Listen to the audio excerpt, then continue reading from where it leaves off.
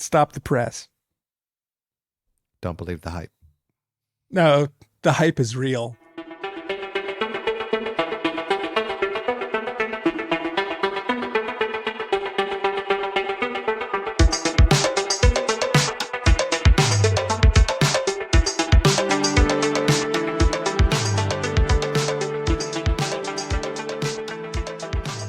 Welcome to the Film Dogs. I'm Mr. B. Hello, I'm Lord Marcus, here at your pleasure to talk about movies. And at your leisure. Leisure and pleasure. Happy potting, my friend. I would like to take a very quick moment just to talk about no big news or surprise here on the Film Dogs world. Mr. David Lynch, his passing is it's really affected me in a really profound, super. I don't even know how to describe it. I'm been deep in mourning. Yeah, and I think on the morning when you said, like, I was a little state of disbelief. It was almost like I almost guessed what you were about to say, because I think subconsciously I just knew the only worst thing of that kind of nature about, land of beyond something that's personal and personal family, but it really feels like that for me. Like, yeah, I just have this huge loss that I've never felt. I guess maybe I kind of felt that way when Hunter Thompson passed, but not to this level. Like, we talked about doing an episode, and then I was like, I don't know. I don't want to do that. I think it'll be pretty apparent that I love David Lynch and I love his movies, and he's my goat. Yeah, and there's and almost one, not an episode gone by where you haven't given an like, ode to him, exactly. which is, he was an important artist to you, and that's always the hard thing when it comes to art, is it's sticky, and it sticks with you, and it influences you, and you have obviously been a David Lynch fan for a long time. Super long time. And not only that, like, for so many reasons, and he's not put anything out recently, but everybody's still kind of hoping. It's like, oh man, would they have another season of Twin Peaks, another 18 hours to get into that world? Yeah. And every fan would secretly have been dying for that kind of announcement to be made. But like, even him doing like 30-second weather reports, so charming and funny. Yeah. But, like, Godspeed, Emperor Lynch. I love you as always, and of course, like, all over the internet, and I just don't want to be seen trying to profit off of my favorite artist of all time. Yeah. By drawing attention, but I do want to say, like, the best way to honor him is to watch his content and watch his movies and watch his TV shows and watch his short films. He's just a crazy, funny guy, but also extremely dark and extremely talented. And seeing people come out and giving their respects over this last week it's been really great. Like, it's hard to find people that really want to talk about his work, and for any kind of, like, I hate that it's his death that has caused the spotlight to sort of get back onto his work. But goodness, a better spotlight could not be found for shining on his filmography. Oh my goodness. Well, I think everybody that I have seen interviews or posts or odes with regarding it really proved that he was a director's director. And he was well loved by a lot of people that we respect and that cinema respects. So it was a hard passing. And it was wild because we had got done doing our hang in the evening before, when we always record our pod, and it was kind of like the morning after the pod. Yeah, man. The news had dropped, and I saw it first, and I looked at you and I said, "Hey man, did you hear the news about David Lynch?" And the hard thing was, in that moment, your response was, he died, didn't he? Which is a bummer. Totally. And it really took quite a little while for the emotion of it to set in, but like, every single thing that I put on, so everything that was available for streaming for me to watch, I've watched. And like, especially the Elephant Man. Oh my God, just like bawling through the whole thing. Like it was really cathartic to be able to do that. Yeah. But overall, look, I will never not miss him. The throne will be vacant. His throne cannot be filled by anyone else. It's just going to be a place where, in memoriam, we can go to celebrate, some of the finest filmmaking and, like sound design and screenplay writing and just command of the entire visual language. Yeah. He was a master on many fronts. God bless you. You will be greatly missed, Mr. Lynch. Thank you for your art. And we may end up talking about a movie or two on tonight's That episode. would only be natural. Tonight we wanted to gather around a thought that I have had for a while. And maybe this is our more feminine side showing, Lord Marcus, because the topic is comfort films. Comfort films. Movies that we tend to have rewatched the most if we've logged them all the times on Letterboxd. God bless Letterboxd. Oh man, if I had Letterboxd from the first time that I saw Star Wars in 1977, amazing. Which probably, in all honesty, I would almost guess that it was May 11th that I saw it, because my dad would have seen it opening weekend and then taken me the following weekend. Well, I mean, that's why we have May the 4th. May the 4th be with you. Which is why I would say that it was the 11th a week later. And also with you. If I had Letterboxd since then, this exercise would have been way easier. Like I had to really kind of go back and dig deep. Because I think the reason I had to dig deep was because I think I have an idea, and I could be extremely wrong about what your idea of a comfort film is. That's why it's an interesting question. And I don't think necessarily for me that the idea of what your definition is, I don't think I experienced that necessarily. I think that I did once, but I don't think I any longer take comfort comfort in the way that like spending time with family and it makes you feel good inside. Like I don't revisit films because I guess because they're family. Okay. But like a challenging family, like not for comfort. Like it's almost for like I have discomfort films. Would you like me to give you a side definition I really liked recently? May I say in Spanish? Fuck yes.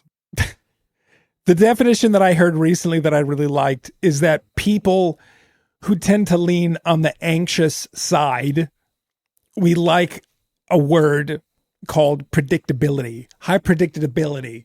If you are a highly anxious person, it's good for your psyche, for your mind, to have predictable outcomes. So comfort films are films that let me finish my thought, are films that you rewatch because you know the ending.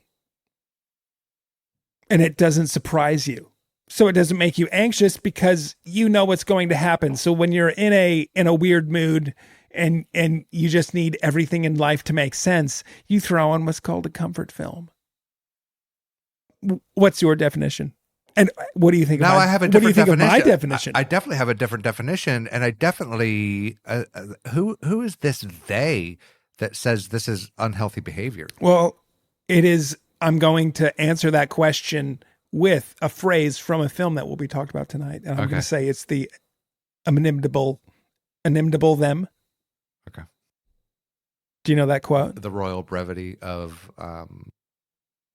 they. And who says that? They do. They, them, the inimitable them. The film's Elizabethtown. The equality of them, they, and theirs. Should we just open with film number 1? Let's do it. I just want to say that I appreciate that as many people who suffer from anxiety like to have their definition of comfort. I don't think I like, honestly, this is kind of almost in the area of pigeonholing an entire demographic of people that have anxiety and say that no one with anxiety likes surprise endings. Yeah. It seems like a very harsh blanket statement for me. I'm sorry. It's given me anxiety. Don't sue me, man. Discomfort. I'm more into discomfort films. I revisit things because I like to be challenged. And this is why I thought this episode would be interesting. Now, Because I knew we would come with completely different films for different reasons. But we also, once you said, well, like films that you have watched so many times that you don't even know how many times you've seen them. Yeah. And so that became a little bit more clear for me to have a relationship with what you were saying. Exactly. Because it's like, I don't have comfort films. Oh, but I do have films that I watch time and again because they still challenge me and they still move me.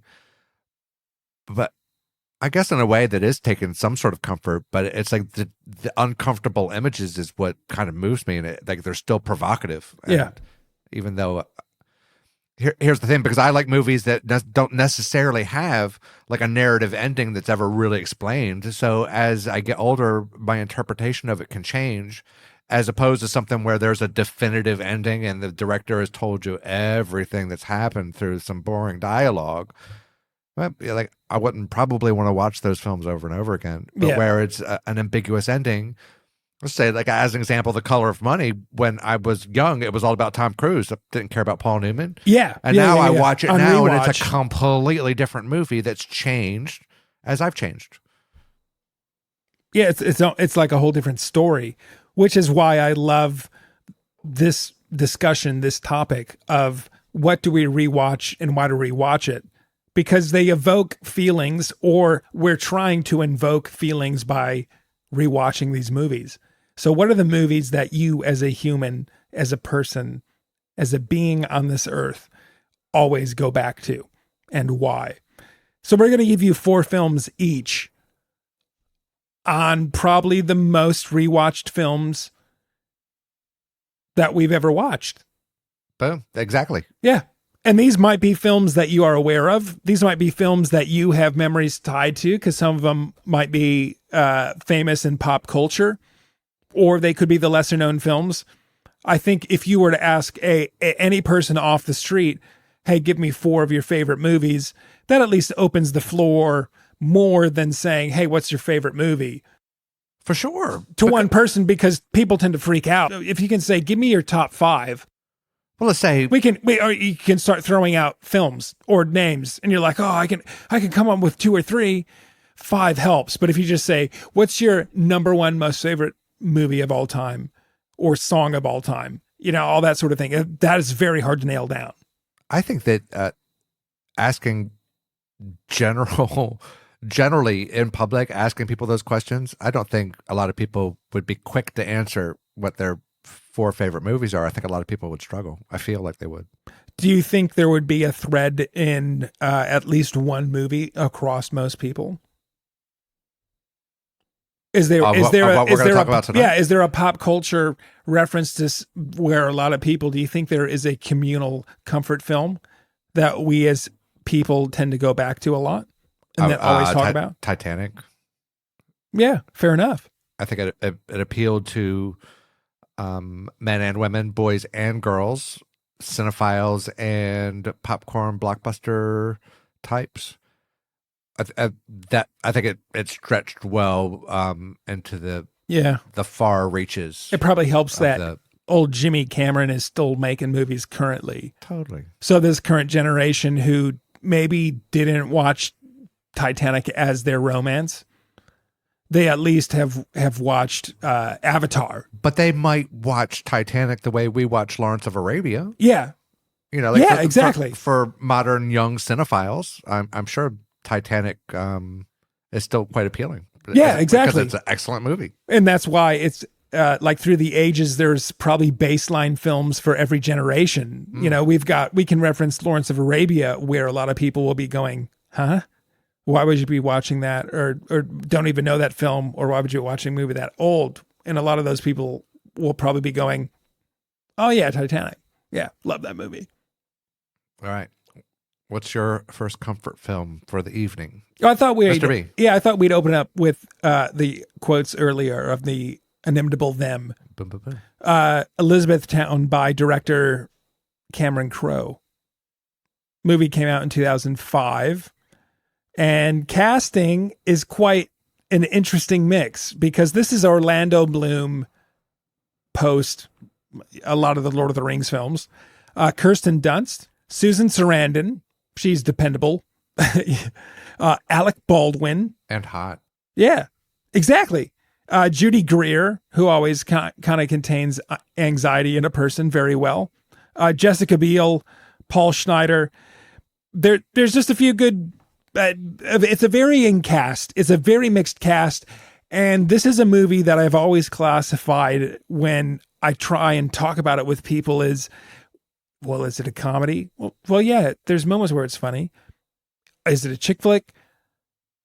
No, but it kind of came out when chick flicks were still popular. Would girls like it? Usually. Okay. Is it a romance? Well, there's romantic things about it.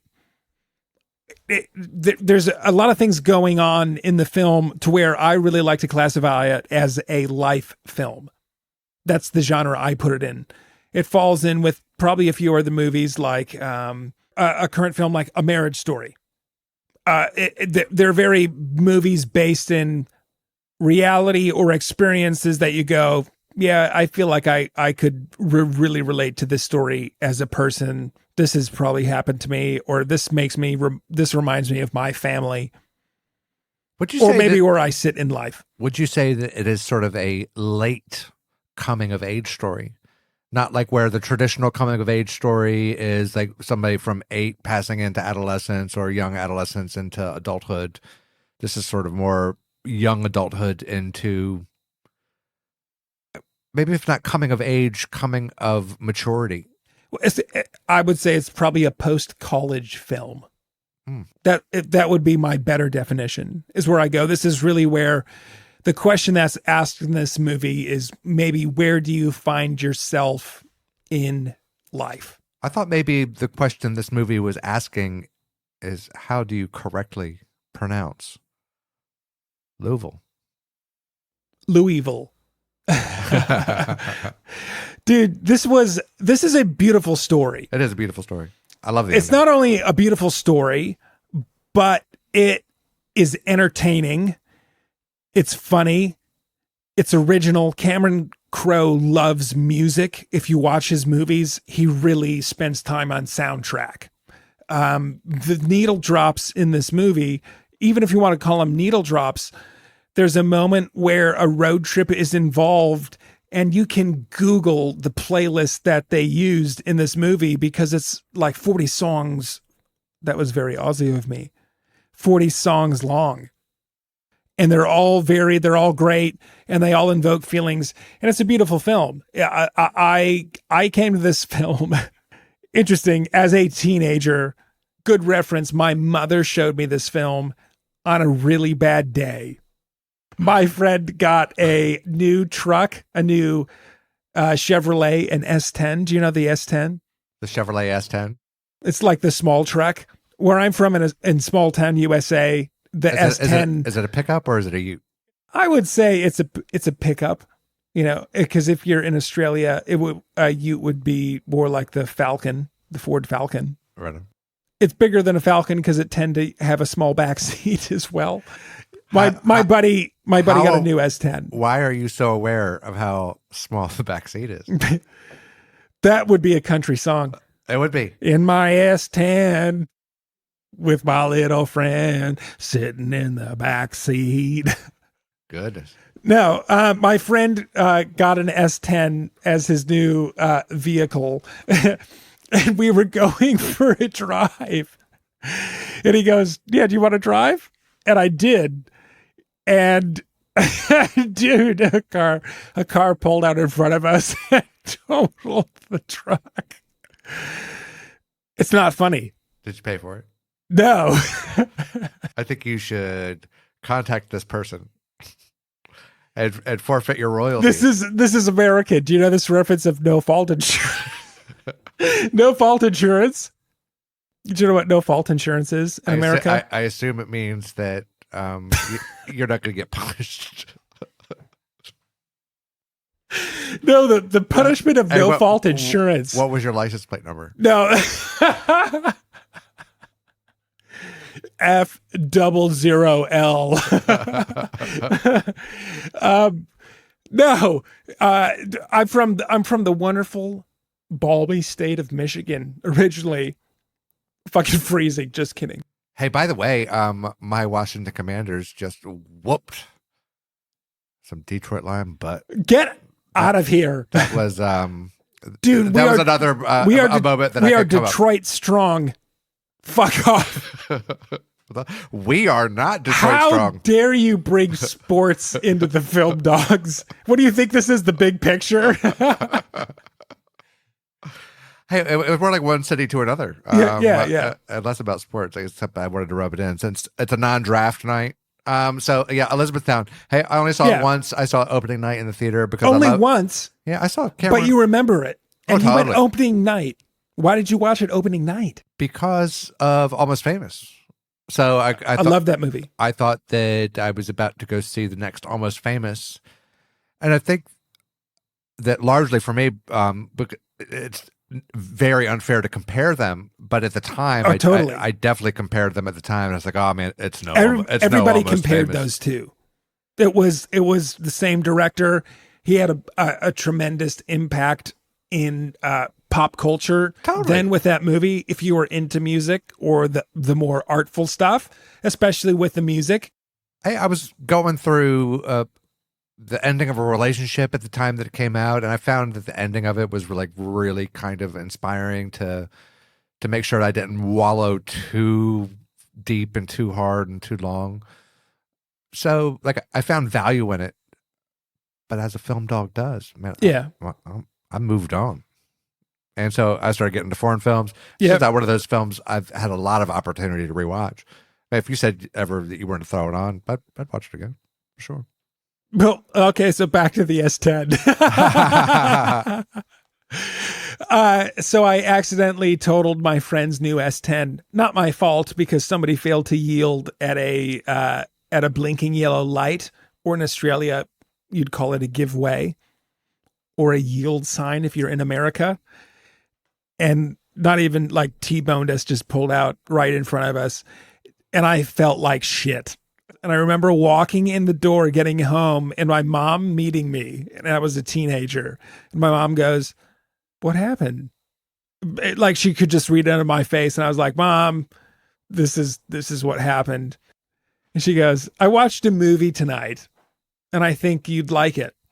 That was her response to me feeling bummed out.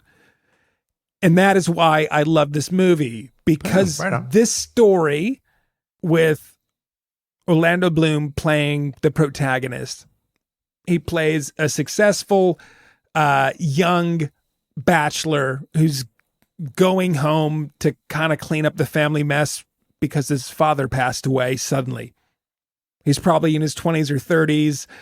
He's going home as the guy who got out of the small town, the dude who probably went to a nice school, the dude who landed a really good job and is being talked about as a success.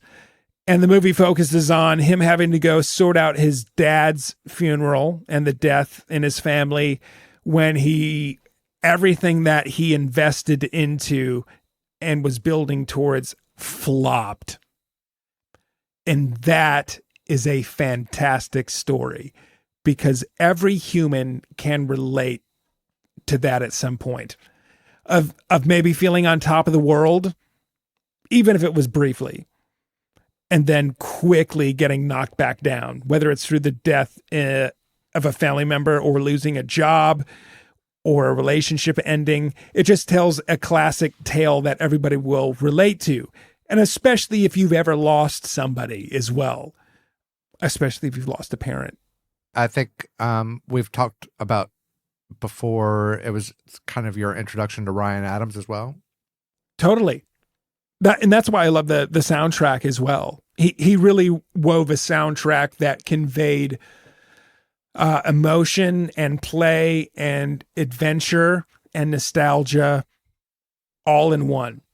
And it tells a story of a like I said, of a dude going home to sort out his family, but he goes on an all-American road trip. And how famous is the fucking American road trip? It's talked about in world culture. It is. Yeah, sure. You don't have to be from America to understand the word road trip. And it's not because of the film Road Trip, which is actually a funny movie. But everybody understands the premise of a road trip, or if you're an Australian, a walkabout almost, of where driving interstate, losing yourself to find yourself. And that is kind of the key feeling of the movie and conveyed in the soundtrack and in the story. And everybody has complex family relationships.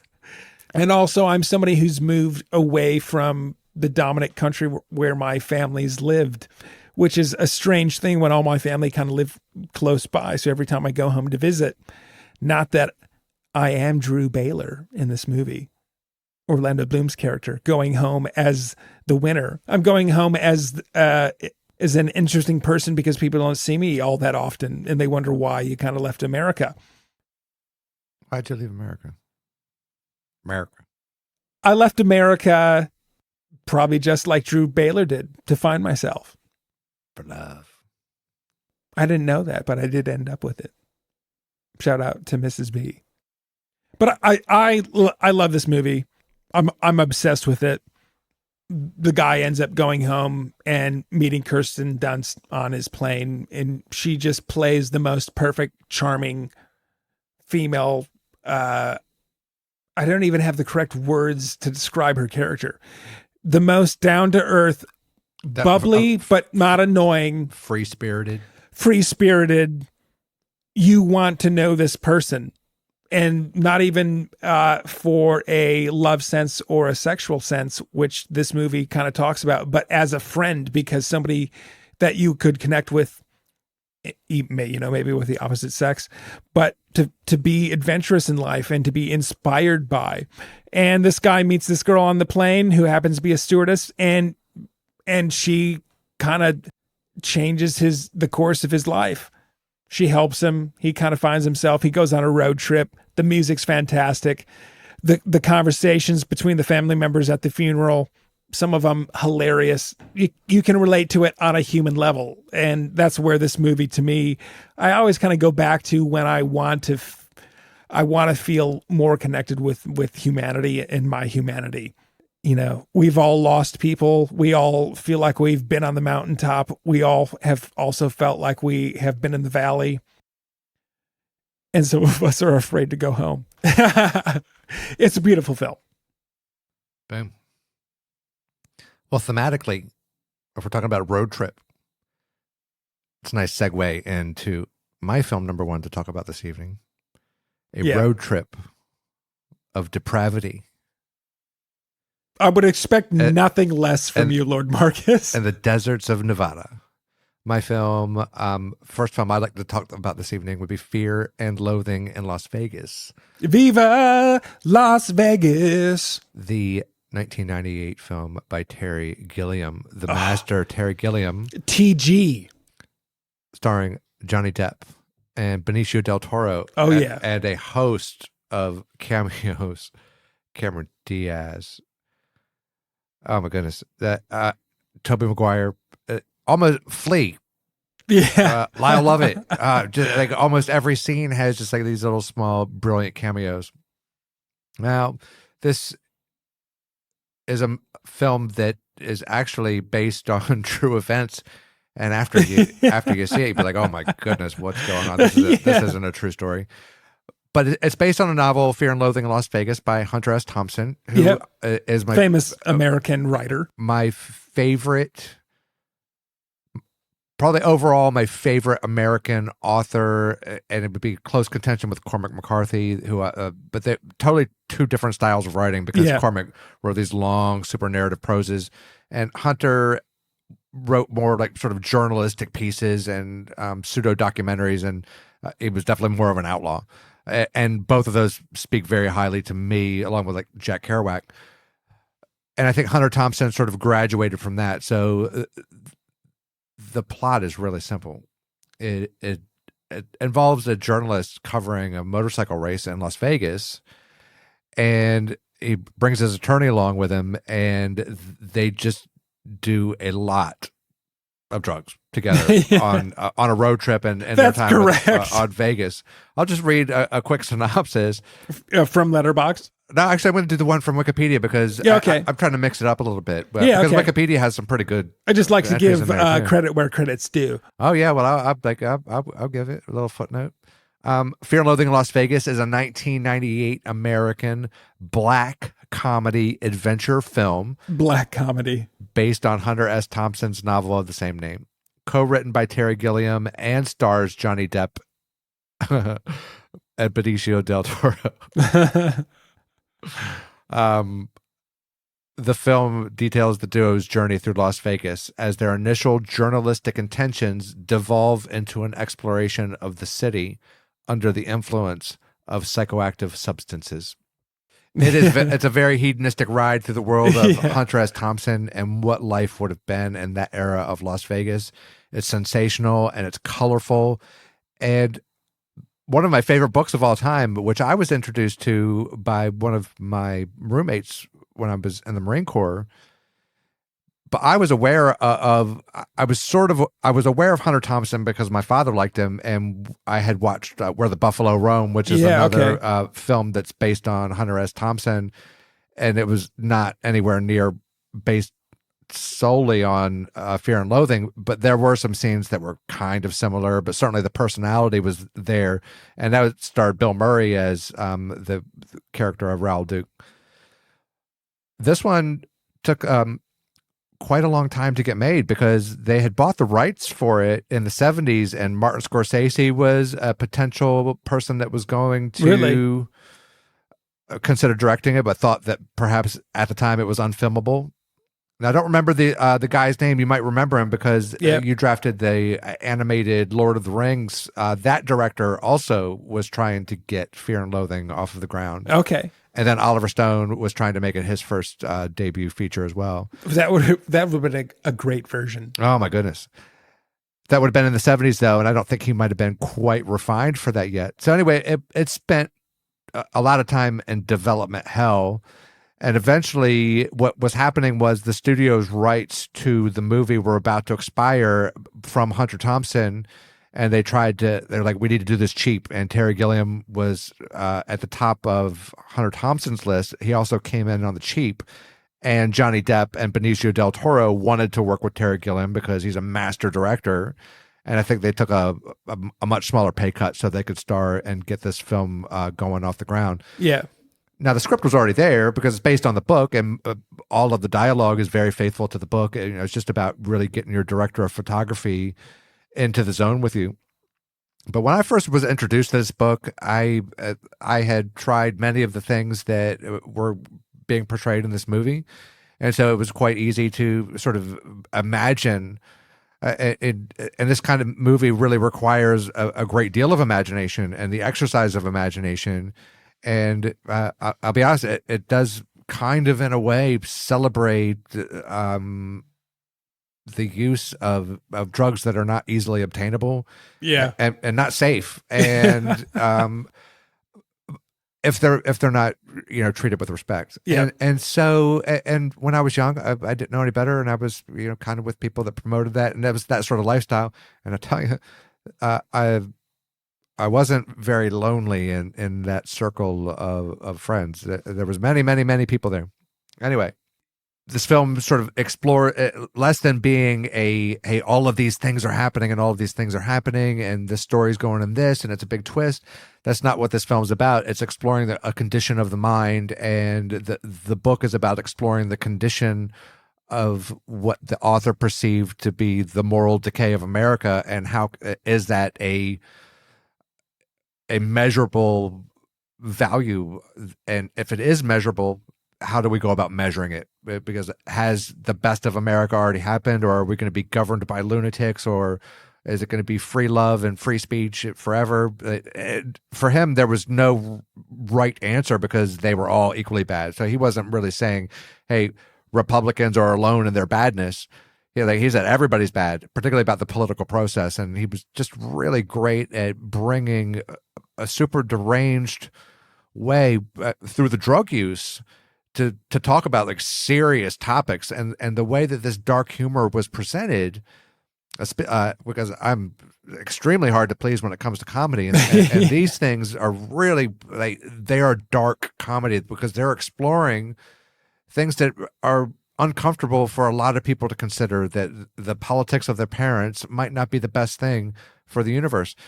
And maybe that it is, but just be willing to have a conversation about it. And a lot of like just having a conversation about it is difficult for a lot of people, like so difficult that they won't even consider doing it. So Hunter Thompson was not afraid to challenge the norm, but by no means like nobody was safe, from his and very intense microscope of the political condition of American politics. So, and this movie reflects that, but it's reflected through an extremely distorted, wide angle that makes you feel like you're part of this acid trip that these guys are on, amongst other things. It is probably one of the most artistic films that what I would imagine that most people would consider like this is what being on drugs visually is like. And through the narrative, the rest of it kind of brings you through the roller coaster ride. It wasn't popular when it came out. It was considered a flop. But if you're dating it for 1998 and it starring Johnny Depp, what made you aware of Benicio del Toro? Well, I think my first introduction to Benicio del Toro was Usual Suspects. Okay, it definitely would have been Usual Suspects. You were aware of him back then. Totally.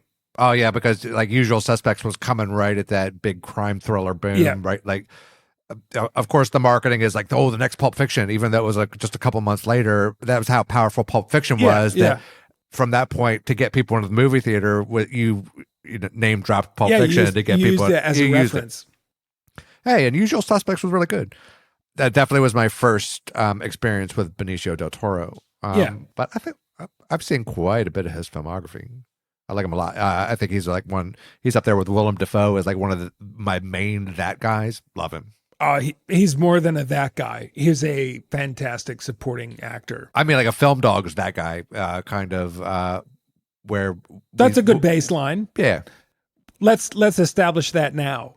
Okay, well, we'll use Willem Benicio Dafoe del Toro and Benicio del Toro. And Benicio del Toro. We'll use them as auxiliaries when we say, what could possibly make this film better? Could you throw any of these guys or girls, for real, these actors into it instead, and would it uplift the film?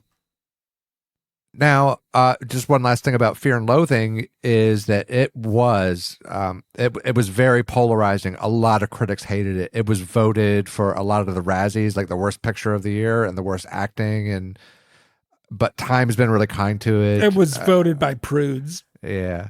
So, well, totally. And plus people, okay.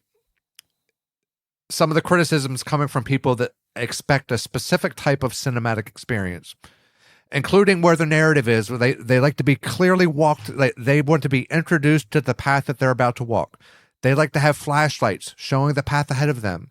And then they like to walk down their safe path where they know everything is going to happen. They probably have a lot of anxiety because they want to know what's going on and they want to see the ending before they get there. They want to be handheld to the ending of their choice. And this movie is not that. It's nothing like that at all. It's more about the human condition, and it's not really a point of getting A to B. Like obviously there's a beginning and an end, but not a lot happens except for like it's very philosophical. Oh man, I love it so much. I have this was one of the films I definitely bought. This is one of the first DVDs that I bought. Nobody that knew me was aware that I had a copy of it, and so for birthday presents, or like for a couple of years in a row, I got DVD copies. Probably at my mom and dad's house, I got like 10 copies of Fear and Loathing. Well, I mean, I think if you're classifying the film where it sits and people going, "Oh, this wasn't the best of the year," or that it was considered a flop, all you have to do is throw in, are you aware of the director and what the director is known for? We're talking about Terry Gilliam. And probably the most famous reference is going to be the same director of Monty Python and the Holy Grail. One of the absolute funniest movies of all time. But for younger generation, they might not be aware of him at all. Yeah. Because I kind of feel like he's definitely sort of this Gen X style, but people cop off of him all the time. He's just one of the most visually creative directors of all time. He has a very unique sense of humor. He's great with animation, and not in like the using the cell block style of animation, but more like cardboard cutouts and mixed media. Man, he's a genius. He's super funny, and he has like this super artistic eye, and his films they are soaked in his vibe through the type of lenses that are being used and the type of flawed and tragic characters that he's embracing. He never really super took off and was a top tier director, and he gets a lot of his movies. He has a tough time getting finance for. He's struggling right now to get finance for a film, and I just think that it's crazy. Because I would be in any of his films opening night in the theater, guaranteed, and I would try to get 500 people to come join me. Yeah. Fear and Loathing in Las Vegas. Love to TG. Hit me with your comfort film number 2. The greatest adventure of all time. Can I guess? The greatest adventure of all time. You can guess, but you already know the movie, so that's cheating. I'd love to know your funny reaction, though. What you knowing the film? Give me the opposite film. Greatest adventure of all time. Greatest adventure of all time. Go. I was going to say, I was going to be honest. I thought maybe it would be like the Lord of the Rings. Yeah, the Fellowship of the Ring. Definitely the best of the 3. Yeah. Peter Jackson, 2001. Iconic. The cast thrown together, not super friggin' A-listers, dude. Elijah Wood, Ian McKellen, Viggo Mortensen, Sean Astin, Ian Holm, Liv Tyler, Christopher Lee, at least. Oh, that's great. Sean Bean, Billy Boyd, Dominic Monaghan, John Rhys Davis, Orlando Bloom, Kate Blanchett, Hugo Weaving, Andy Serkis. A lot of these names, nobody knew who they were. Not in 2001, for sure. No. A few supporting roles from some of the greats, but from a director, nobody knows. Peter Jackson from small country New Zealand has this idea, gets the money for the film, makes it, shoots it on location in New Zealand, and it is still stands up. I put it in comparison to George Lucas's A New Hope from Star Wars, of how iconic it is, of how it changed cinema. If Star Wars changed sci-fi, like Lord of the Rings changed adventure and animation for the future. The technology that was used, the editing that was used, the animation, it still holds up to this day. That is, it's hard to beat when you watch it. Just like watching A New Hope for the first time, you're going, this is 1977? How is that possible? Because it feels like it's now, or it feels like it's the future. It's fantastic. Peter Jackson, man, he might not. Here's the thing. All right, Peter Jackson, I would say like this is his home run. And maybe he hits some other singles and maybe he steals a base, but he's only hit one home run, and that was with the Fellowship of the Ring.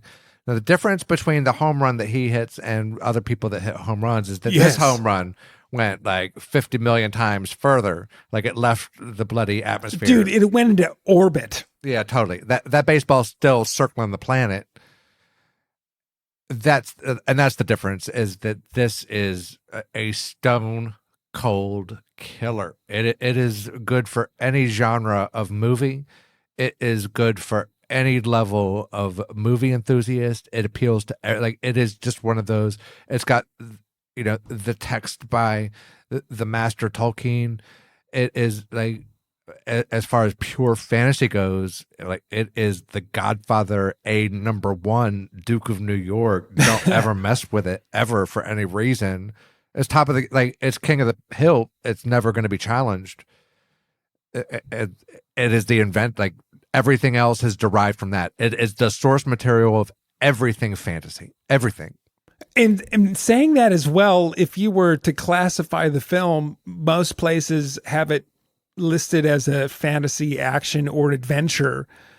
But at the same time, nobody ever says horror. I know. But the story literally encapsulates the wild story of good versus evil, and what does evil look like, and what does it look like as a faceless villain.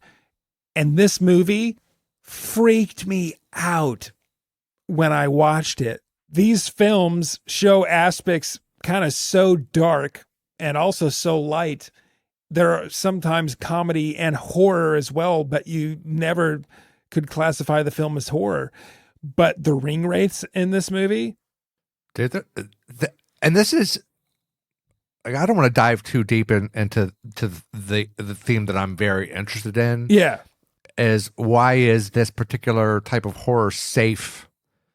Because it is like there is a heavy, and I mean, yeah, like sun gravity level of dark horror material buried in Lord of the Rings. Not even buried, like it's on the surface, and it's okay. And it seems,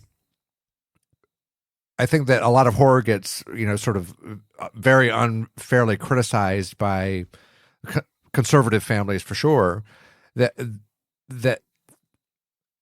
artistically don't connect with it. They don't want their children to connect with it. And it's just something they feel like traditional, good, wholesome American values aren't represented with horror. Yet Lord of the Rings is perfectly fine in that setting. And I'm telling, like, it has so much of the same exact things. I think that because good triumphs at the end, and maybe the application of showing the contrast of evil can be overcome, whereas your traditional horror movie, maybe that's not always the case. Like a lot of times evil wins in a horror movie. And when good wins, does that mean that a fantasy and adventure is just a horror movie where good people win? I think it's an interesting question. But I think that, yeah, the ring race, the unsettling, like, they're just behind us. I mean, it tense. Oh, when they're in the mines of Moria. Oh my God. And this movie is endlessly quotable. Like, well, the text is endlessly quotable. Yeah. The screenplay was just, it pulled out the best. The costume design, that's what lent itself for horror. Like the interpretation of those characters and seeing them on screen. The costume design is insane. Same to the level of how Star Wars was when it first came out, seeing what the stormtroopers looked like, or Darth Vader as a villain, or even the Jawas in his version of Aliens. Dude, this is straight up horror when you look at the visuals of the ring wraiths and the goblins and the orcs and the Uruk-hai. Or even it's a magic ring that makes you turn invisible. Like, yeah, dude, there's so many things that, would, like, definitely on the outside would be like, oh, there's no way a Christian man wrote this and had it as, sort of an example of how he viewed his fantasy universe. But I think that people that can embrace this level of, and look, part of that is because the writing is so great.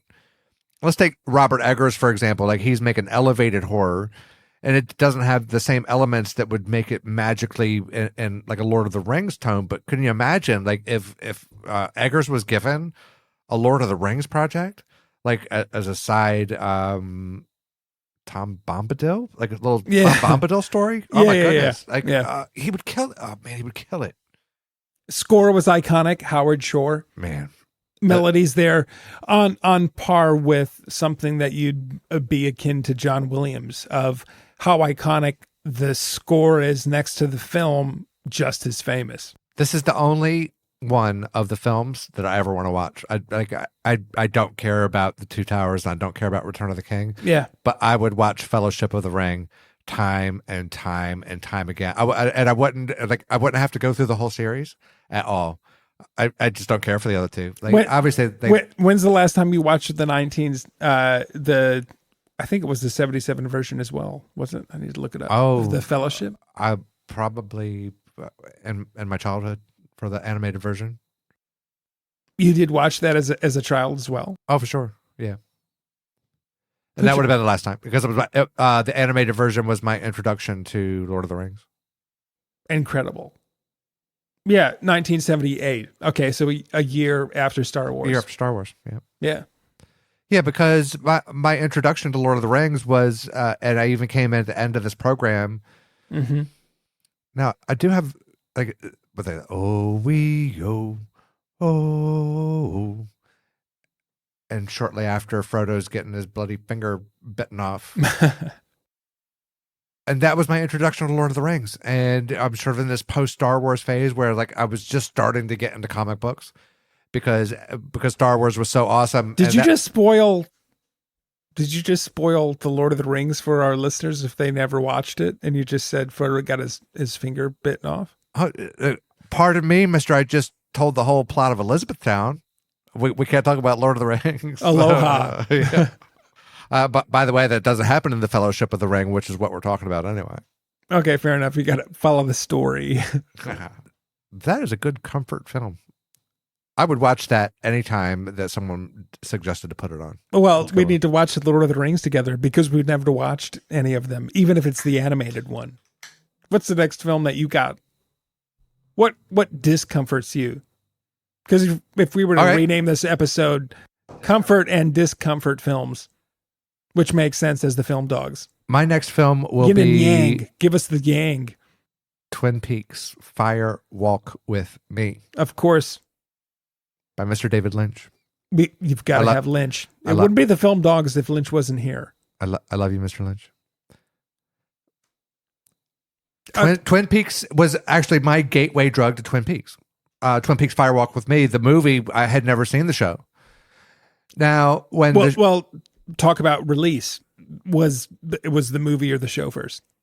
People who have no reference of what you're talking about or maybe aware of this director passing away and want to dive into him. Give us the background. So David Lynch, super brief history, when he, after making a lot of short films for the American Film Institute, funded his own movie Eraserhead, and then he was Rewards darling for Elephant Man, and then he did the first version of Dune that at the time was quite good. It's not aged very well, and it was not his cut. And that was his one and only big budget movie. He hated the process of Hollywood controlling everything about the film, and he did not get to deliver his vision of what that film was. And so he made he was in complete control of everything from there on, and privately, it was an indie darling from that point on. And so he made Blue Velvet, but then he teamed up with a writer named Mark Frost, who was the writer for Hill Street Blues, to pitch an idea to the networks to have a murder mystery television show. And it changed the face of television forever. And every single show that you watch has been influenced by Twin Peaks.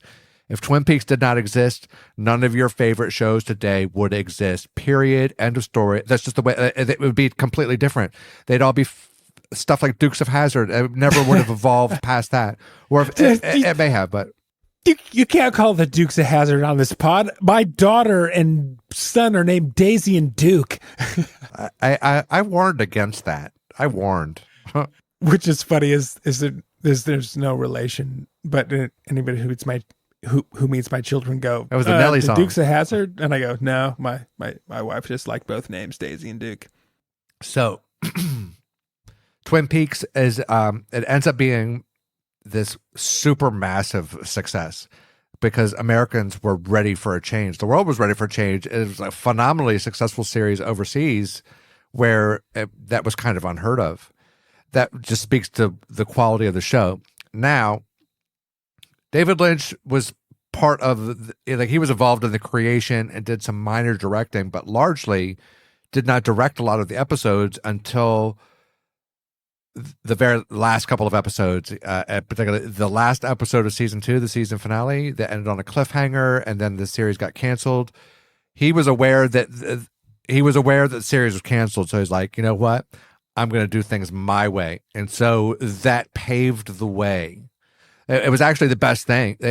Honestly, it was the best thing that ABC could have done. Your show's canceled before they filmed the series finale, because it made the rest of his career, it elevated him to God status, because he's like, you know what?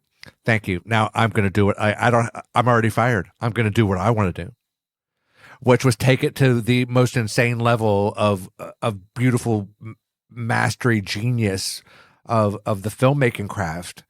It just elevated him. And so he made the final episode of Twin Peaks season 2, ended on a cliffhanger, which it was supposed to sort of, in his mind, like, the mystery is just better left unsolved. But he had a lot more story to tell. So 2 years later, he gets the gang back together and goes and does a prequel. Now, okay. Nobody was doing it. This is the first prequel. This was the first prequel. That's a good reference, because a lot of people wouldn't know that this should be the reference. In 1992, nobody was doing prequels. Okay. George Lucas sort of was like, he did a prequel 7 years later, and then everybody started doing prequels. But that's still almost a decade later. But Twin Peaks is like, I challenge anyone, give me a prequel that came out before Twin Peaks. Firewalk with Me, the first prequel. Anyway, Twin Peaks was a massive success. And my parents loved it while it was on. Was when I was first experiencing physical intimacy with romantic partners. What a story there. What other shows were your parents watching then to be so obsessed with it while you were having romantic partners? No, I'm saying that they were really into it. The reason that I was not into it originally was because TV was not on my mind, certainly on Saturday nights, because it was a Saturday night television show. Mom and Dad were watching it. What else were your parents watching then? As a base note, because dude, I didn't think that this was a big parents film show. Dude, in 1991, my parents were your age. My parents weren't watching that kind of stuff back then. How do you know? Have you asked your parents if they watched Twin Peaks? Maybe they did watch it. Do you know for sure that they didn't watch it? Have they said, Breton, we've never watched Twin Peaks, ever, and we never would, because it sucks? I can't say 100%. I think you should ask them. I bet they would say yes. Of course we watched Twin Peaks. I mean, as mentioned before, they are the parents who showed me Lawrence of Arabia. How do you think we put you to sleep every night? We put you to sleep with Twin Peaks.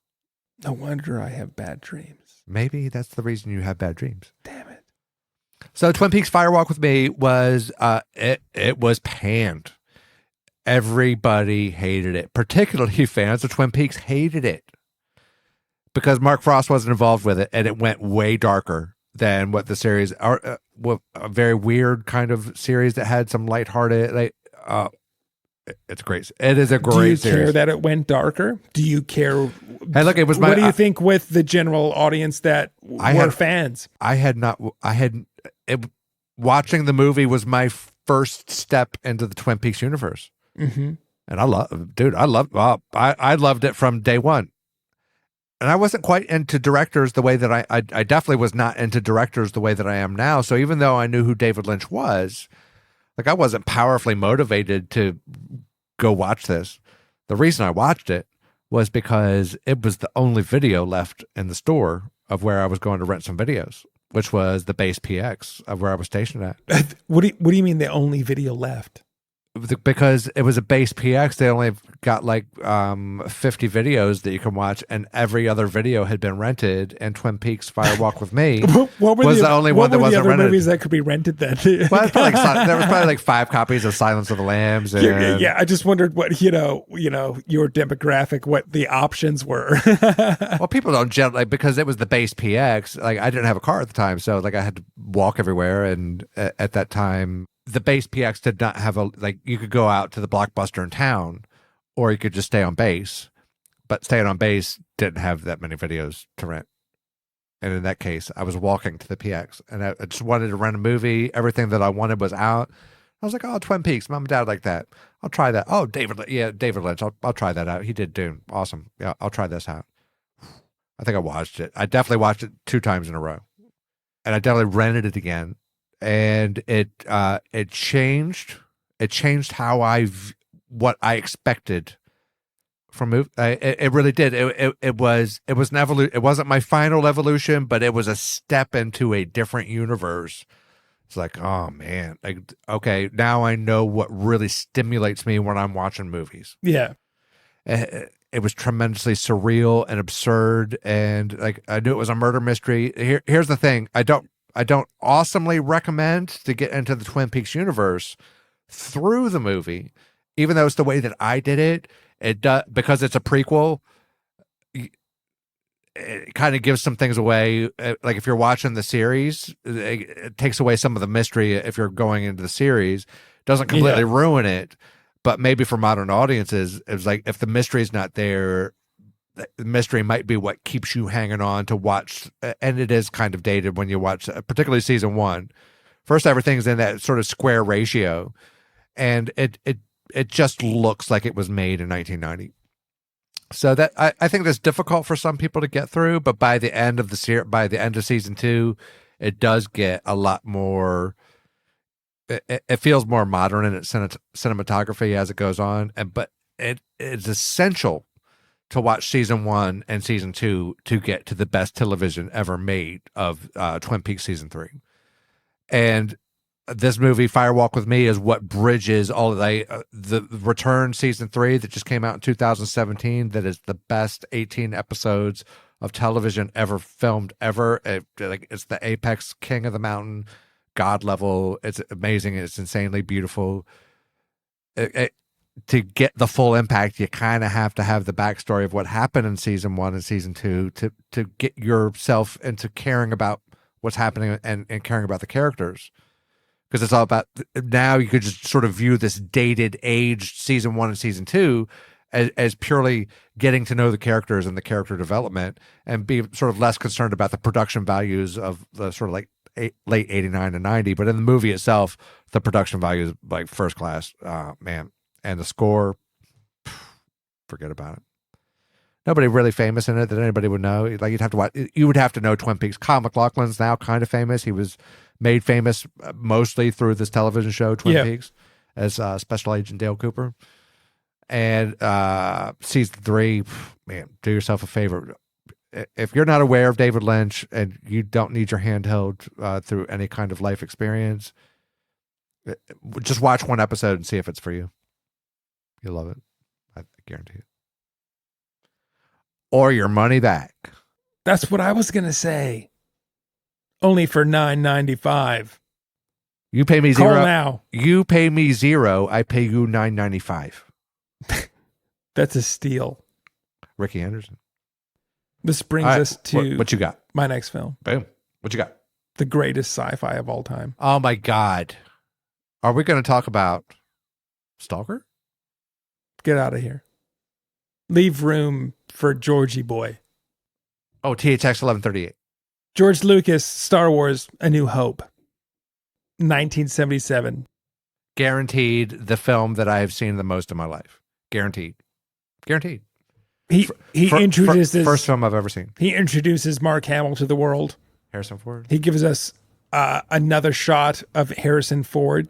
If you hadn't already seen his first film, he gives us Carrie Fisher. Really, he uses Alec Guinness perfectly as the greatest support character of all time. And how come Alec Guinness was white in Star Wars? I didn't make it, man. Man, he should have been We're talking about Prince Faisal. Like, yes. Imagine if he's saying he should be an Arabian Jedi. Kind of like if Robert Downey Jr. was going to be in A New Hope. I'd watch that version. Yeah, I would too. He would have made a great Han Solo. Dude, I remember watching this film for the first time. I'm I'm from 1988, so I obviously didn't see this in cinema, but I remember the day my dad came home with a borrowed copy of the original trilogy from a friend of his. Did you ever have a good friend that had a movie collection that would borrow you his movies? It's like, lending a record to somebody. That was I was the friend that lent. I was the one that knocked. I was the one that lent. That's good to be that friend. This was so iconic. The marketing behind it, I had never seen it. I never knew any references. I remember my dad coming home with this box set, what it looked like in the face of Darth Vader, not knowing who Darth Vader was and a stormtrooper. It was fantastic. It was the box set was brilliant to look at and to hold in my hands. And I remember my dad showing us, I think we watched it on Saturdays on a day off together. And he introduced us A New Hope. And we see Tatooine and deserts like we've never seen before, besides Lawrence of Arabia. We see space like we've never seen it before. The iconic shot of always a film opening with a Star Destroyer or a spaceship flying across the screen post credits. Yeah, but even I suppose this might be one of the major differences of what happened after 1988, because George Lucas very infamously started messing and adding and taking away and sort of re-editing the original film. To see it as it was originally presented is, man, it's impossible for a modern audience to do that well. Like I'm sure there's a YouTube version or some way to actually see that. Man, that wasn't the norm before, and because this is one of the reasons that this movie's hallowed, is because it was revolutionary and groundbreaking. The thing about that is that it doesn't really matter overall if you know how groundbreaking it is, but what you need to understand is the way that it goes from black to dun, dun, dun, dun, with those trumpets blaring, and then the opening scroll comes and it's telling you what you're about to experience. Nothing more epic. That will just like there is. It's the greatest cold open. It is. It really is. It is the best cold open of all time, and I just don't really see how it can ever be sort of topped. It could be mimicked and tried to be repeated. Goodness, man, like that just sucks you right into it. So automatically, everybody's bringing their A game. Like we're making another sports reference. Everybody needs to get involved. Like this, George Lucas, man, he hit that home run further than what even Peter Jackson did with Fellowship of the Ring. Yeah, 50 million times further than that, because he got the right score. That was the best score, the best cinematic score of all time for me. John Williams, A New Hope, a sci-fi opera with a classic score. That definition is unlike any other movie you've ever seen. And with groundbreaking that still holds up to this day effects. Visual effects, natural. They still practical. They still look awesome. Most of them. There are some things that have not aged extremely awesome. And I would argue that they've gotten kind of worse as he's been doing his CGI magic. I put that on the editor as well. It's like, cut those scenes that look like shit. Well, because we're the film dogs, and I like to make comparisons. What do you want to ask me? I would like to know, would you want to see Robert Eggers' Star Wars? Oh my God. Why wouldn't I? I say that is because that is what George Lucas, I feel, was to that era. And that is how great Robert Eggers is, of someone who creates a world that you can live in and visit, included with a screenplay and a score that are phenomenal, and set design or costume. Here's the thing, and I've been very vocal about my disapproval of the way the franchise has gone. Yeah. But this happens to every single person ever. That you grow in a way that is like nobody really grows exactly the same way that you do. And so Star Wars has grown, and it's also stayed young, and it's not gone the way that I've grown. But so like a hardcore topic for me, definitely a side project where Eggers would be exploring a movie that's in the Star Wars universe doesn't necessarily have to be any of the characters that we've already done. It doesn't even have to have any particular kind of Star Wars magic, unless it could have a Jedi or a Sith. Man, dude? That is my I would crowdfund that movie. I would tithe for that movie. The Eggers tithe. I would.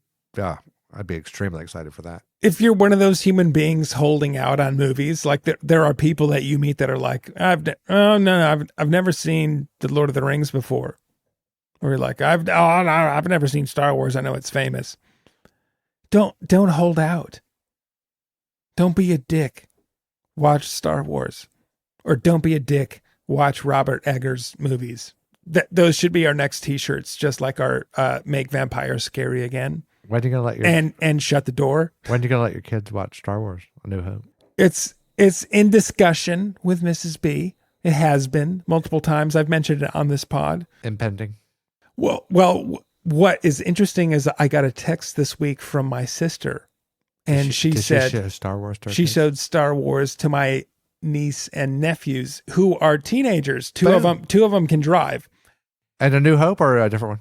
No, this is them from scratch. They've never seen them, which I thought was interesting because it was so iconic with my family. I thought it was interesting that they waited this long to show their family, because I feel like I was probably introduced to Star Wars when I was probably 7. Oh man, I'm an only child, but I know for sure if I had a brother and sister, we would have been would have been Star Wars battle scenes replayed every single day. I know it. Dude, I took on the persona of Jedi after I watched those movies. Luke Skywalker. I had the lightsaber. Here's another thing: like the movie transcends the movie, and kind of in a way that maybe the original The Raiders of the Lost Ark did, but no movie does today. What movie do kids? Well, maybe Harry Potter. What movie do kids go out and play on the playground where they recreate scenes? Yeah, and make special effects sounds. Spider-Man and Star Wars, like making sounds with their laser swords and poo-poo, the laser sounds, and then they just imitate the sounds of the movie. Star Wars is one of Spider-Man is probably the only legitimate other comparison. Yep, I mean, because nobody's doing it as Batman as kids, but Spider-Man's at kids' birthday parties. Batman doesn't make any cool sounds. Yeah, and he's dark. He's scary. Oh man, I was into Batman. Yeah, of course you were. The original, because you were a punk rock man. Emu rock. Don't hold out on Star Wars. That's what we're saying on the Film Dogs. Don't be cocky. Just watch A New Hope. Watch a space opera that has sci-fi and classical music in it. And then watch Blade Runner, which I own. It's on my team. Listen to the draft. Dirty Shepherd. All right, my next film is Lost Highway. I'm sticking with Mr. David Lynch for one more foray into the 90s. You're allowed to make an extra Lynch episode / another additive on this, because you need to give an ode, even though you didn't want to, because you were worried about talking about it too much. Yeah, but I want influence was such a great influence on you and a big deal that you should talk about him. The best thing is that if any way I can encourage people to watch films, but in the idea of highly rewatchable films that's kind of thematic. So we've had Road Trip that we've talked about. We've talked about the Hero's Quest of Lord of the Rings. Yeah. And Fear and Loathing Las Vegas is a road trip. And what do you do road trips on a highway? But what kind of highway would I dig? A lost highway. Not a space highway like Star Wars. Dun, dun, dun, dun, dun, in less than 10 parsecs. All right, Lost Highway. This is for me, my favorite David Lynch film. And this is the reason that I've picked it, is because Mulholland Drive tends to get the most recognition. Yeah. And again, kind of like Fear and Loathing in Las Vegas, this kind of was panned, and it's not well liked except by almost like hardcore Lynch fans, which I don't understand, because like Mulholland, it is very similar. It's not exactly the same. It explores a lot of the same kind of things, but it was just so groundbreaking. All right, I don't even want to get hardcore. I don't want to get into theories because the beauty of this movie is to let it just fuck with you. Well, that is definitely the power of it. The power of this film is totally that you. It was my first. This was my evolution. I have not evolved in film appreciation since Lost Highway. I was going that way after Twin Peaks Fire Walk with Me, but when I got to Lost Highway and what was happening, and at the end of that movie, I was like, this is what I want from, this is a 5-star film for me. This is the baseline of what a 5-star film has to deliver for me. And why is that? Twin Peaks Fire Walk with Me, I was interested in the director and cinematic news that was coming out at that time, which is very much different delivery than having the internet. It would be like through Empire magazine, most likely, or maybe even Rolling Stone. It's like, and I'm pretty sure it was Rolling Stone because the Downward Spiral had just come out. And so Trent Reznor and the Nine Inch Nails were the darlings of the universe. And I'm pretty sure that there was a big article of Trent Reznor's scoring the new David Lynch movie. I'm like, oh man, that sounds like it's up my alley. Firewalk with Me and Downward Spiral, I'm kind of consuming them nearly in the same time of my life. And it just sounds like a recipe for beauty for me. I was on deployment in Yuma, Arizona, and I went and saw this movie by myself at the base theater. And I walked out in total disbelief of what I'd watched. It kind of has this sort of in retrospect, the Hitchcockian suspense on the edge of your seat thriller without really knowing what's going on. And I was like, man, it extremely haunting. Now, the premise of the story, according to the Letterboxd synopsis, a tormented jazz musician finds himself lost in an enigmatic story involving murder, surveillance, gangsters, doppelgangers, and an impossible transformation inside a prison cell. Stars Bill Pullman, Patricia Arquette, Balthazar Getty, directed by David Lynch, story by Barry Gifford, and it is. I don't even want to talk about it that much. Like, here's the reason. I'll just talk about how I came to it and why it's so important to me. Well, I think I have. It is like sticking an electrical battery cable straight into your heart and to your brain at the same time, and then removing it and spinning around blindfolded. And the only way that you're going to come up for air from this drowning is to express some sort of hidden, deep buried emotion. It defies logic. It will. The reason that this is so again super alienating, it was not well received. Roger Ebert and Siskel both gave it 2 thumbs down. They hated it. It was panned across the universe. But some critics can be wrong.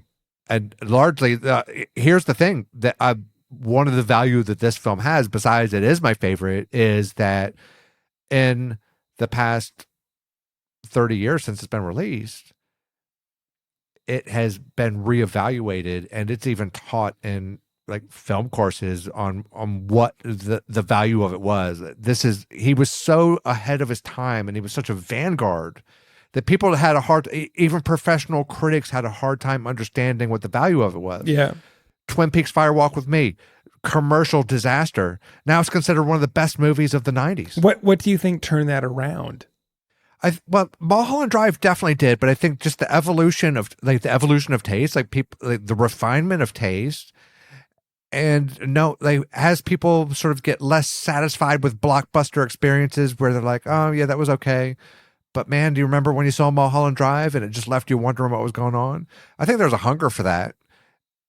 And I think that because the development of the internet allowed Lynch enthusiasts to have a bigger platform. I think people, as the internet came up, there was all these resources for Lynch fans to kind of get together. And I think that was incredibly influential in the way like a political election could be when you've got your street team out there sort of preaching the message just through word of mouth. I think through word of mouth. And people are like, oh, maybe I'll give that another chance. And if only one person out of 10 people gave it an extra chance, it still becomes for the next generation. And I think particularly with cinematic taste, like the younger generation just has so many. Think about how many great movies we're watching. Yeah. From decades and decades and decades ago. I'm still finding great movies all the time that are like 5-star transformational. Like, I can't believe I've never watched these. Like, they're amazing. I think Lost Highway will be that film for so many people. If any, it is not easily accessible. Not David Lynch really is not extremely accessible. It's probably like mid-tier for his accessibility. So this is me shouting him out, but we're talking about personal discomfort films. I have definitely seen this dozens of times. I love it to this day. It's definitely my favorite David Lynch film.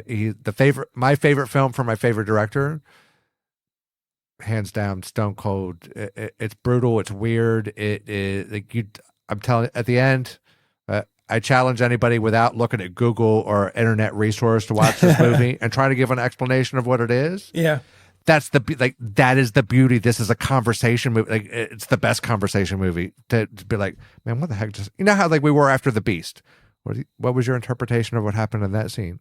In Lost Highway, it's exactly the same, except times a million, and then plugged into an amplifier, and then run through another amplifier and through infinity. It's just crazy and insane. It's beautiful. The cinematography's gorgeous. The score's gorgeous. The acting's all really good. And the acting had been heavily criticized. Lynch has a particular style of what he wants from his actors, which is kind of deadpan. And so then therefore Daniel Day-Lewis would be a completely different kind of actor than you're used to in a David Lynch film, because David Lynch doesn't like that type of acting performance. He likes it to be kind of like that, that it's kind of like a winking to the audience, like it's a little put on with a kind of an all shuckness to it, Yeah, so yeah. But a gorgeous and great movie it is. Lost Highway, David Lynch. David Lynch. Boom. I mean, even friend of the pod and listener, my friend Ryan, giant Lynch fan. Jolly Green Giant Lynch fan. This brings me to my final film. And this is another 1998 classic. And could it be one of the greatest romantic films of all time? Well, Lord Marcus would say no. But this is Nora Ephron's You've Got Mail. I fucking hate this movie so much. Get out of here. It actually might bring me it might be a comfort film for me, because I like being angry and You're welcome. Yeah. It's a discomfort film for you. No, it's more of a comfort film because I feel so comfortable talking about how much I hate it. Meg Ryan, Tom Hanks, Greg Kinnear, Heather Burns, Parker Posey. Guess what? Dave Chappelle. Token black appearance. Steve's on. You telling me Tom? Okay. Tell me Tom Hanks you can never and Dave say Chappelle to Dave Chappelle token black appearance. And this movie definitely was.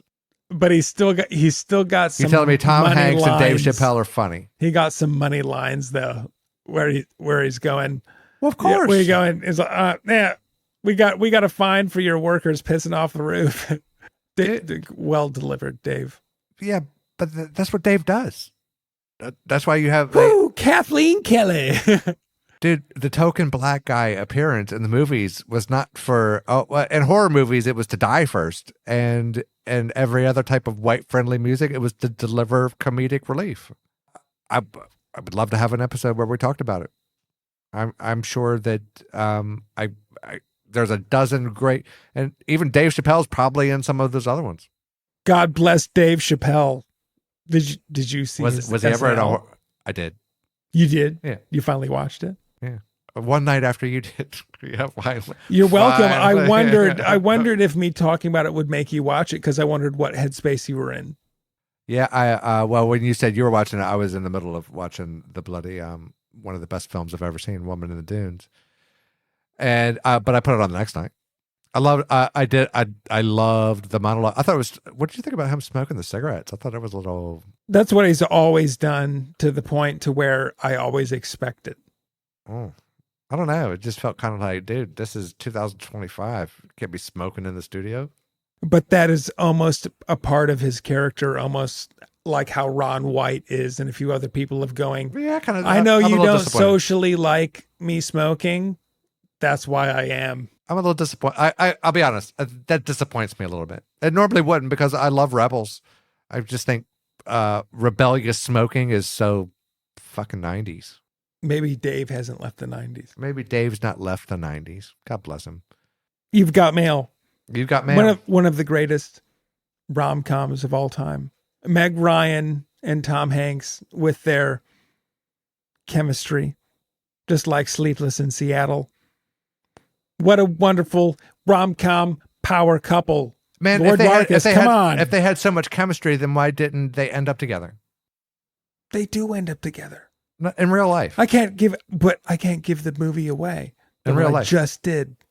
Yeah, they end up together. They end up together. Hey, it's a rom-com from the 90s. It's a rom-com. It's not a horror movie. No, it's not a horror, but it's almost not like a typical rom-com either. Name me one sad ending. It's uniquely Give me one sad New York. Give me one sad endinged rom-com where they didn't make it. Name one. Well, I mean, you can't. So it's no spoiler alert, people. If you're going to see a rom-com, it's going to have a happy ending. La La Land. Yeah, well, but that's not a rom-com. I know. But I just wanted to say La La Land because we're the film dogs. Okay. You're welcome. I purposely didn't put that into my list because it is a film that I rewatched. It was a subliminal reference for the pod. My last film is going to be The Fisher King. I'm going to stick with Lynch and Gilliam. Fisher King by Terry Gilliam from 1991. TG again. Mm-hmm. Well, we're talking about, sort of the evolution of the movies that we've come to and in adulthood, what I feel like I want to revisit and watch and see again, and what's been Fisher King's an extremely personable film for me. I came to it. I had seen Terry Gilliam's films, but at the time, again, I wasn't really into directors, so I wasn't that I'm going to see the next Terry Gilliam film. Yeah. But the girl that I was very infatuated with had recommended and said, hey, she actually invited me out on a movie date. And I was like, yeah, yes, I don't care what it is. I will go with you in a heartbeat, whatever it is. And so it was The Fisher King. And man, we took some drugs before Chris Ryan. We took some drugs before the movie, and man, whoa! What kind of drugs? I mean, you already said it on the pod. Oh yeah, well I have admitted. I can always cut it out. Adjusting LSD. I took some really nice LSD before this movie, and I started peaking like 10 minutes into the movie. 10 minutes in. Oh man, and it was just transformational. But I was already I was an appreciator. It just sort of amplified my senses. It wasn't because everything was strange and distorted that I liked it. It was already naturally there, and it just sort of pushed me through the roof of appreciation. And it was really romantic, and I'm there with this girl that I really, really liked a lot. And like the romantic sections of the movie came at the right time, and something visually like really drew me to it. And Robin Williams had already sort of been, kind of a big impact as an actor up to them, probably because of Good Morning Vietnam the most for me. But Jeff Bridges was big for me. This is number one Jeff Bridges, number one Robin Williams, number one Terry Gilliam, best movie of 1991. Mercedes Ruehl didn't really have a lot of other role. I think everybody that was involved in this film, it was the peak of their performance. It is a fantastic movie. It follows the aftermath of a sort of Howard Sternish shock rock DJ, controversial, and a tragedy happens, and he's trying to put his life back together, and it's about redemption for people. Do they deserve it? Like, as an exploration of human grief and the philosophy of recovery, and how if your identity is fractured, is it possible to put it back together? And if it's not possible, is that okay? Yeah. Like, it's one of the first films to really explore mental health in this very unique Terry Gilliam way, which is black comedy and lighthearted and deep and dark and sorrowful and like sort of like the entire human experience. It does feature like this entire great range of human emotion, from jovialism to, sorrow, like the deepest kind of sorrow.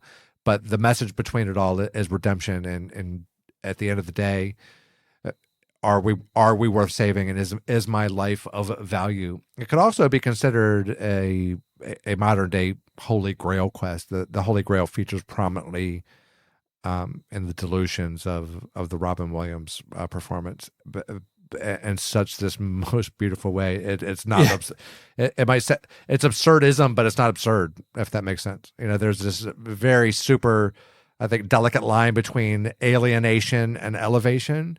And so some people can be really turned off by Terry Gilliam, or even David Lynch for that matter. And on the same, the same side of the railroad tracks, somebody could see something completely different and something that's extremely valuable. So even though Terry Gilliam is like not a very celebrated director, particularly for modern 2025 audiences, his films are just bloody, for me, in the pantheon of the greatest of all time. And The Fisher King is his peak, his best film. So my favorite film by my second favorite director, or maybe my third, but between him and Tarkovsky, I'm not sure yet. Jury's still out on Tarkovsky for me. His movies are beautiful for sure. It's just like I have this emotional connection with Terry, and I don't know if I want to give up that emotional connection for someone that was just a visual poet and had so many philosophical things to say that are still enlightening and of relevance to me today. But I still love Terry Gilliam, so I think it's going to be a constant juggle between Terry and Tarkovsky for my number 2. Anyway, bam, The Fisher King. 8 movies, 4 each that we were heavily influenced by, so much so that we can't stop watching them. Don't be better than these films.